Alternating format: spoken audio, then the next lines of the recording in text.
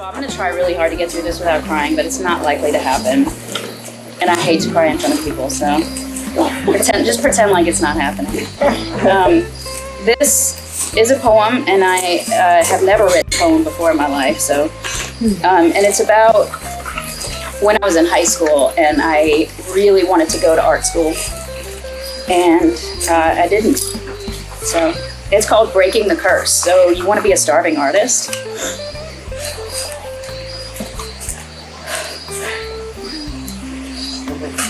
Only a few more weeks till I flee the coop. Only a few more weeks till I fend for myself. Only a few more weeks until I take on the world. Excitement, electric in my body, the endless possibilities, the budding passions. The inquiries, the inquisitions, the advice, the take it from me's. My questions, my confusions, my hows and my what ifs.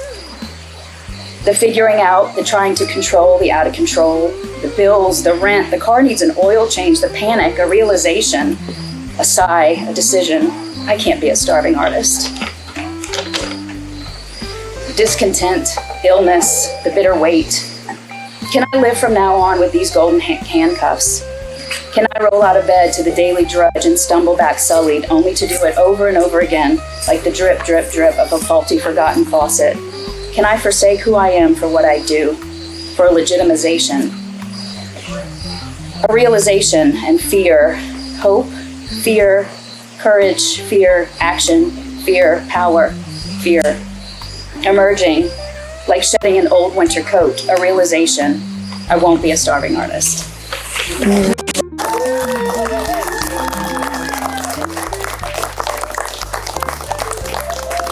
Our next reader is Ann Moore, and she is an awesome part of our women's team, and she is basically building the tail of the phoenix, almost single-handedly, seems like anyway.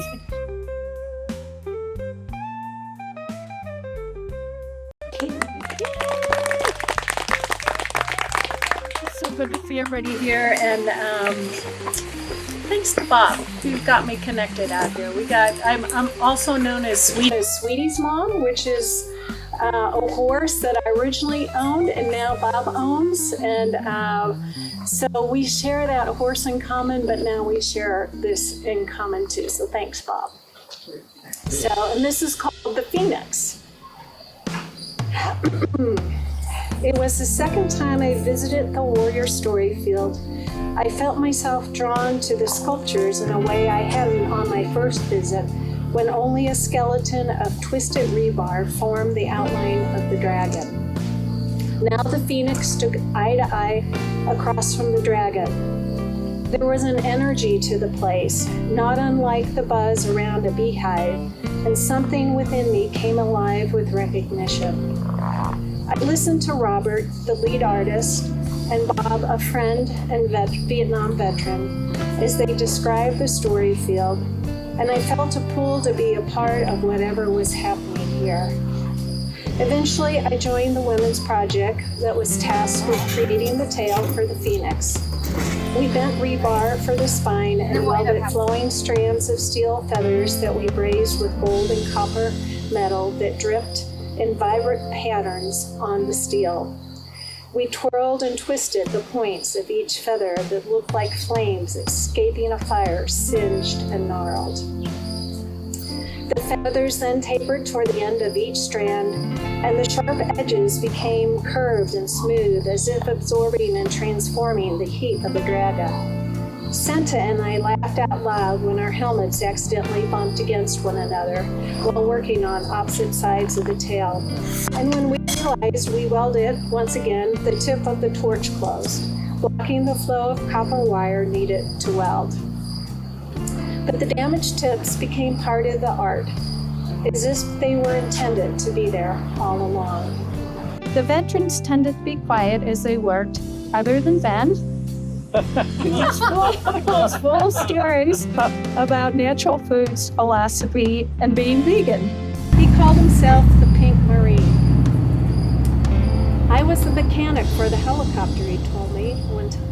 One time we picked up a wounded soldier, and without a medic on board, I had to fill in. I held the soldier's head in my lap, and I could see his boots and his feet, but there was nothing left to his legs except bone. Ben paused, then added, "I'm not a praying man, but that day I prayed this guy wouldn't survive." Memories came flooding back to me of a similar scene of my brother laying in a hospital bed, his arm, shoulder, clavicle, and several ribs amputated in an attempt to rid him of cancer. Seeing his body after surgery, I remember feeling my breath become shallow as my mind numb, trying to distance myself from the hurricane of emotions that threatened to rip me apart. It had been over 30 years since my brother's surgery and subsequent death, and I was surprised by the surge of raw emotion in me. I was only 33 when this isolated event turned my world upside down and made me feel how impossible it would be for a young soldier in his teens or early 20s to come home intact after being bombarded by broken bodies day after day. Pounding the steel feathers with hammer on the anvils, shaping them into a form that fit into the space on the rebar rod, I could feel something mending within me, a terror I hadn't realized existed. There are rituals and rhythms to a day of welding that knit those working on the sculptures together. Not incense, candles, or bells, but the vibrant blue flame and sparks of a welding torch, the deafening sound of hammers on metal, the sizzle and smoke of hot braided steel being plunged into a bucket of cold water, the sweetness of freshly baked raspberry bars Julia brings, and the ringing of the lunch bell signaling us to come sit for a while under the oak tree. We gather to work here for different reasons, or maybe unknown reasons. The open wings of the phoenix greet me when I pull into the gravel driveway, the wingspan casting a protective shadow over the concrete patio where it sits. I find a strange comfort in the towering presence that stands apart from the dragon, who has a snarled face and barbed tail. An invisible force field separates the two like magnets repelling one another. In between sits the story field. Robert once told me the story field was about holding grief. It also embodies the tension of choosing between the rage of the dragger who armors up and lashes out, and the phoenix who surrenders to the flames, willing to be reshaped and transformed like steel. The strain is palpable, without a need for resolution. And the weight and strength of the sculpture is able to hold this tension, along with the memory of the wounded young soldier in the helicopter, and the veterans who came back but left an essential part of themselves behind, too broken to continue living. I imagine once the sculptures are gone, I will feel their lingering presence for a long time. And whenever I pick up a welding torch or turn a flame towards steel braid, I will know the phoenix and the dragon are still alive in me.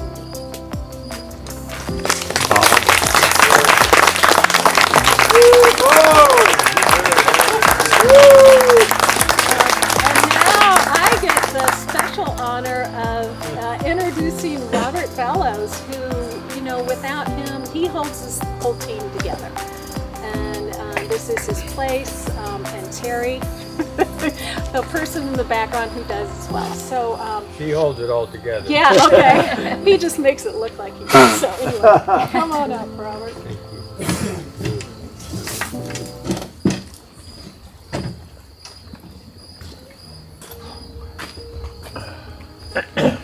Oops. That was good.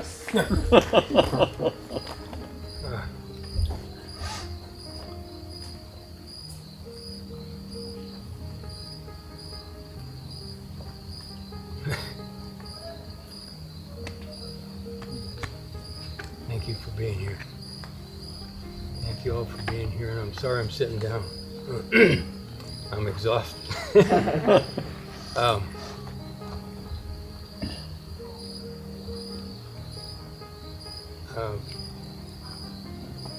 Wow. To do this work, to do art, to polish a pair of pliers, even, just to do the simplest of art. I have no training and no understanding of it, really. The only way I can do art is to become the art. And that's a dangerous thing to do, I've discovered, because it gets you into long projects.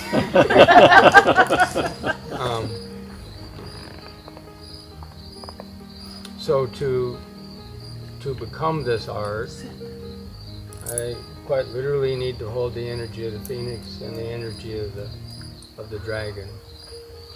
And I have to go deep into my own psyche, that war that lives in me, that war that came way early in life.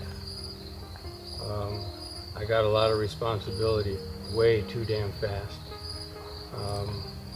And you know, I could complain forever, but it's what all of us experience. Every one of us has some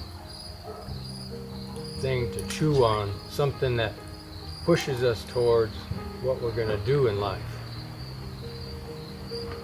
And BK is an awesome teacher because she got me to write about what I don't want to hear, I don't even want to look at, and I god dang sure don't want to read in front of all of you. So, in order to do this, my work is to, I'm going to just say it out loud, I am doing my mother's work.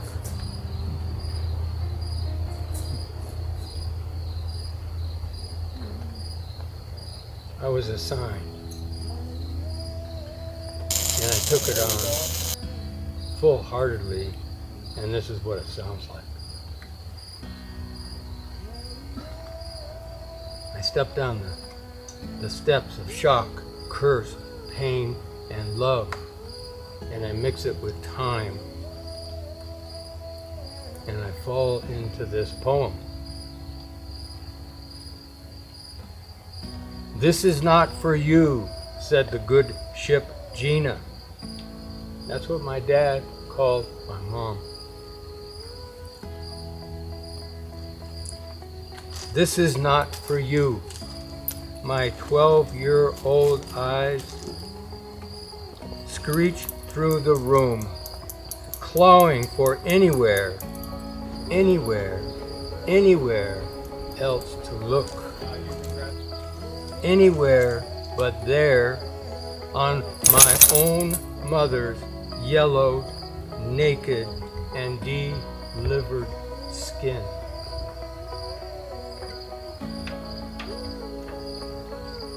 Skin mapped and rippled in twisty mountain roads, carved and curving round her shoulders in reds, purples, and blues.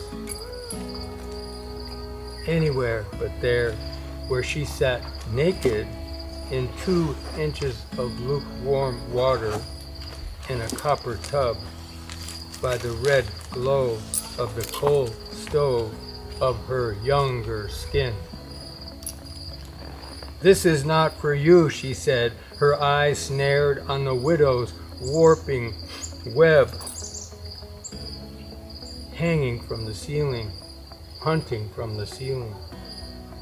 My eyes snapped to the moss-green grime of the leaky faucet, feeling smaller, drip by drip by drip, and smaller yet, drip, drip, drip.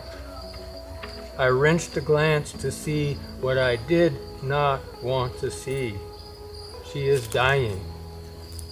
I hymn to my 12-year-old self.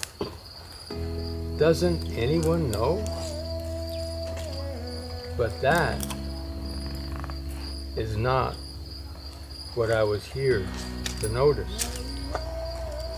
I'm here by her remand for my first and very late birds and bees chat. This is not for you, she said. You are to wear the priestly all. You are to finish my work, free, unstrained, unstained, and pure like a mercury rubbed dime. Drip, drip, drip. I clung to the safety of the broken faucet. I could fix that. I know how to fix that. Her ragged waves of love washed over me, knocking me ragged, each wave borne on an undertow of shame. Bursting inward, I blew our never to be wailed pain into flagstone flakes, asking silence never to be voiced questions round and round and round. What is not for me?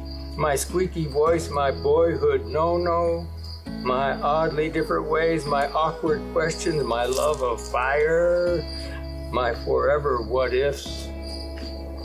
Perhaps I'll be a walking path for all who doth walk by, perhaps adoring mat for muddied shoes and boots. What is not for me?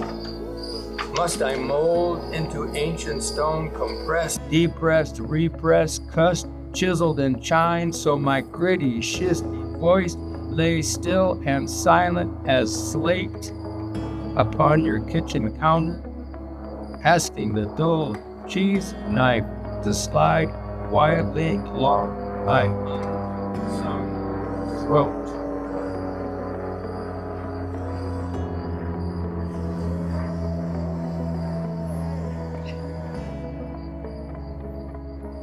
A break. All I want to know is why your brother poured his splintered, now ashen life into a coffee can. Did I have something to say, you ask? Not really, Mom. Perhaps it isn't for me.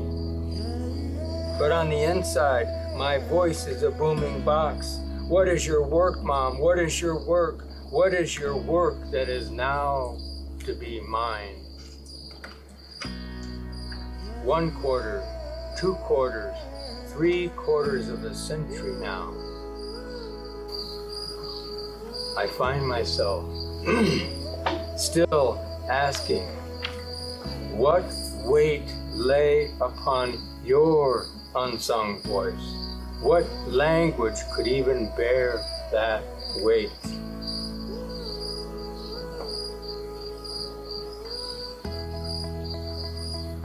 And now, in my ancient 4th quarter self that has to sit on the dragon's tail, I made that up. I twist on my stump, sitting sideways in the rain, casting my heart out as water, casting my heart out as fresh peeled aspen bark, a nibble or two, a sip or two for the injured fawn that is hiding nearby. Will she step out? Will she trust me if my heart be real and my voice lilts dusty quiet? Will she trust me, a ragged human sitting on a stump asking where, oh where to lay his swollen heart? Softer now, folding silence upon stillness, tracing my body carefully between the tilting drops. Waste not this moment, came the words from the good ship Gina from decades past. Waste not this moment. I roll my love like a slight spin of English across the concrete pad, watching it arc, then circle the dimpled rust. She stepped out, ears twitching against the slanted silence, Her heart to mine, my heart to hers, speaking no words, speaking what could never be said. And like Jaina, the good ship I saw, she too was dying. Stillness upon silence, silence upon stillness. The fold held true, her skin quivering round the shattered rib that hung like a broken arrow from her broken body. She was dying. She had no language for this pain, yet needed no words. Her voice sung as a flowing river of grief, grit, and pure, wild grace. I got it, Mom. My work, our work, lives in our many voices. Thanks for the push.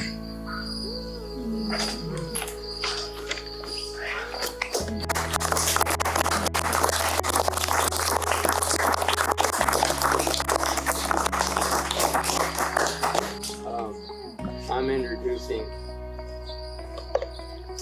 the most amazing, the most talented,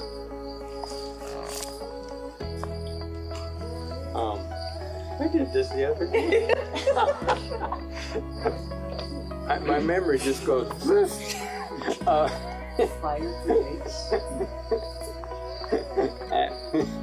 Fire, ash. Listen, one day I'll just tell you, I forgot Terry's mother's name. I would like to invite you to listen to Ash, who is an amazing, amazing poet. She wrote those beautiful cards with little butterflies pinned on, and I want to make sure you get one of those and read that and hold it and treasure it. And she writes from the heart in the deepest, deepest way. You are going to be turned and twisted and twirled with these words, and it's going to touch your heart. Listen carefully. She is amazing.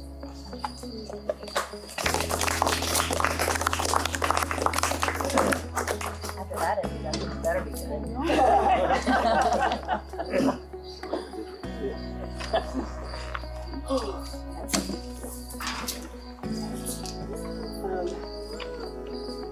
In the last 4 weeks, I've been to a suicide intervention program thanks to Cypress and Robert.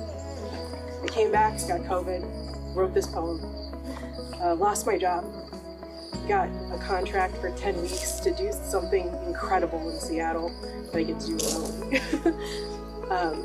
And I'm so happy to be here because this place has saved my life and got me writing again. This is looking past the won't quit. I don't know how to believe them. They send messages with love of 1,000 open-hearted souls pushing their intent toward me like a boulder that lands with force on my steady back. You are so strong. They said it when the men's soccer team at Methodist College tormented me. Their egos couldn't take a 14-year-old girl stopping masculinity in its tracks, holding her ground, her legs made of rebar and concrete.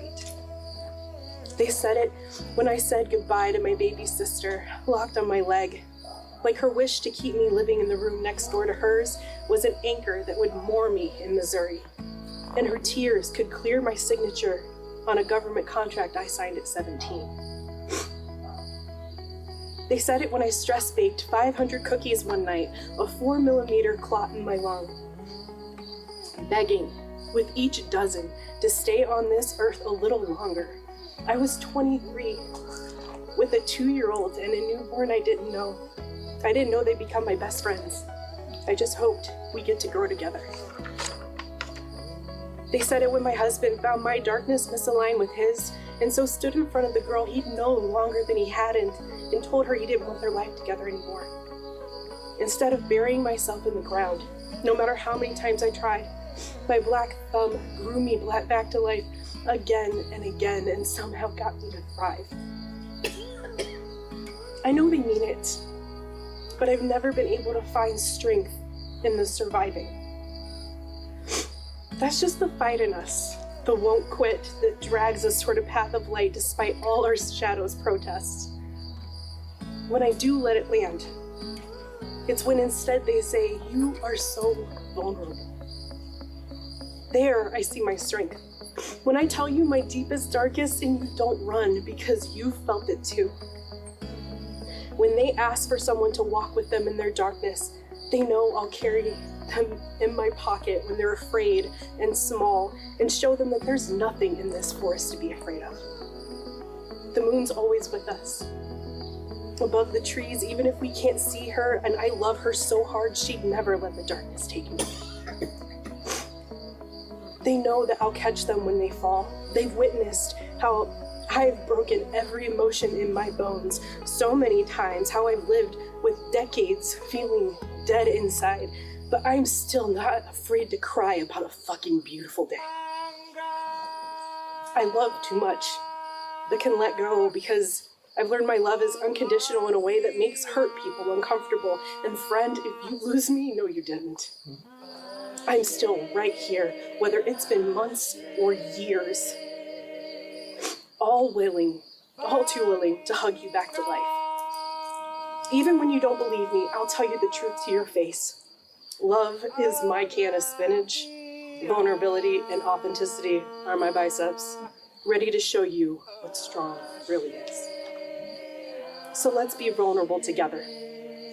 Because my strength, my love, my heart is nothing if I can't mirror yours back to you.